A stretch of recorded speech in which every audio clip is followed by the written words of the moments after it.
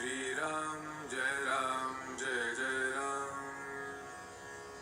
श्रीराम जय जय राम श्रीराम जय जय राम श्रीराम जय जय राम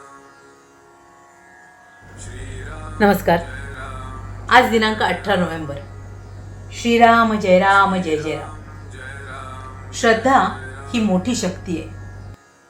श्रीराम जय जय राम श्रीराम जय राम जय जय राम। श्रद्धा ही मोठी शक्ती आहे। फार चिकित्सा करीत बसणे हे मानवी देहबुद्धीचे लक्षण आहे। दुकानात गिऱ्हाईक आले आणि मालाची फार चिकित्सा करू लागले की हे गिऱ्हाईक काहीही विकत घेणार नाही असे दुकानदार मनात समजतो। परमार्थात सुद्धा अति चिकित्सा करणाऱ्या माणसाचे तसेच आहे। रणांगणावर गुरूंना कसे मारावे या चिकित्सेमध्ये अर्जुन पडला। भगवंतांनी अर्जुनाला आपले रूप दाखविले। त्यात पुढे होणाऱ्या सर्व गोष्टी अर्जुनाला दिसू लागल्या।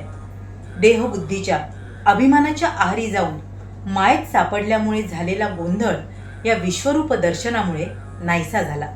मायेचे मूळ लक्षण म्हणजे मी कर्ता आहे असे वाटणे।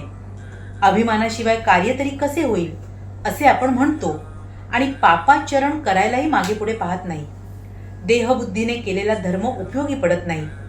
अभिमानाने पुण्यकर्मे जरी केली तरी तीही पुढच्या जन्माला कारण होतात। सर्व काही देवाला अर्पण केले ही आपली आठवण काही जात नाही।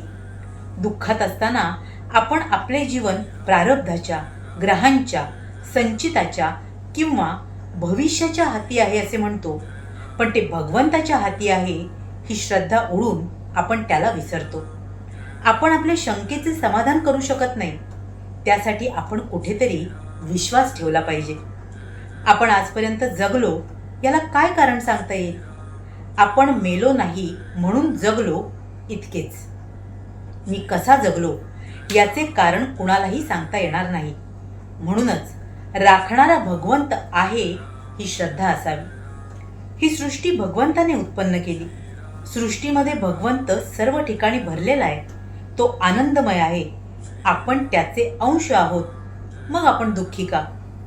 याचे उत्तर असे की देव आहे असे खऱ्या अर्थाने आपण वागत नाही। जिथे भगवंत आहे तिथे आपण त्याला पाहत नाही, श्रद्धेने साधन करीत नाही। श्रद्धेशिवाय कधी कुणाला परमार्थ साधायचा नाही। श्रद्धा ही फार बळकट आणि मोठी शक्ती आहे। श्रद्धेने जे काम होईल ते कृतीने होणे कठीण जाते। विद्या, बुद्धी, कला इत्यादी गोष्टी या बिळासारख्या आहेत। त्यांच्यामधून श्रद्धा झिरपून जाते।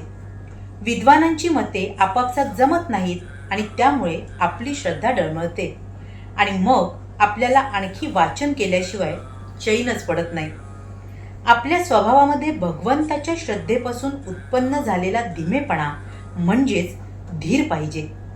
आपण आपल्या स्वतःवर जेवढी श्रद्धा ठेवतो तेवढी जरी भगवंतावर ठेवली तरी आपले काम होईल। नामात भगवंत आहे ही श्रद्धा ठेवावी आणि अखंड भगवंताच्या नामात राहण्याचा प्रयत्न करावा। हाच परमार्थाचा सोपा मार्ग आहे।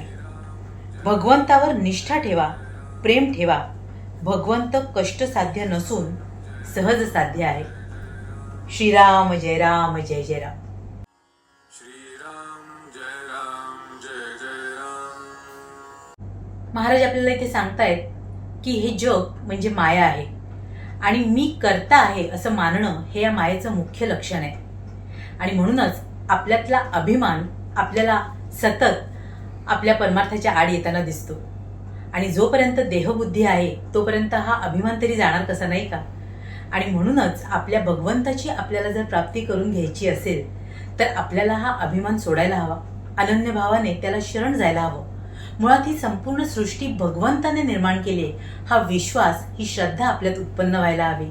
आणि महाराज इथे आपल्याला सांगतायत ते हेच की श्रद्धेसारखी दुसरी मोठी कोणतीही शक्ती नाही, कारण सगळ्या गोष्टींचं मूळ ही श्रद्धा असते। या श्रद्धेच्या बळावर आपण काहीही आपल्यासाठी प्राप्त करून घेऊ शकतो आणि भगवंत सुद्धा आपल्याला या निष्ठेमुळेच त्याची आपल्याला प्राप्ती सहजपणे होऊ शकते। मुळात भगवंत हा कष्टसाध्य नाही, तो सहज साध्य आहे। पण त्यासाठी आपली त्याच्यावर नितांत श्रद्धा असणं आवश्यक आहे. भगवंत हा आनंदमय आहे आणि आपणही त्याचाच अंश आहे. मग आपणही तसंच आनंदमय असणं गरजेचं आहे. पण त्यासाठी अर्थात आपल्यातला अहमपणा आपण बाजूला सारणं आवश्यक आहे.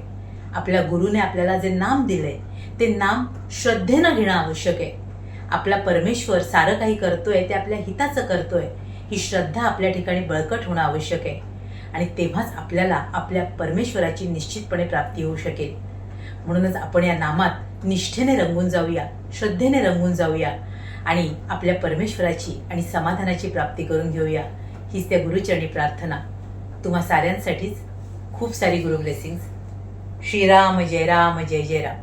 श्री स्वामी समर्थ. जय Gurudev. Shri Ram Jai Ram Jai Jai Ram. Shri Ram Jai Ram Jai Jai Ram. Shri Ram Jai Ram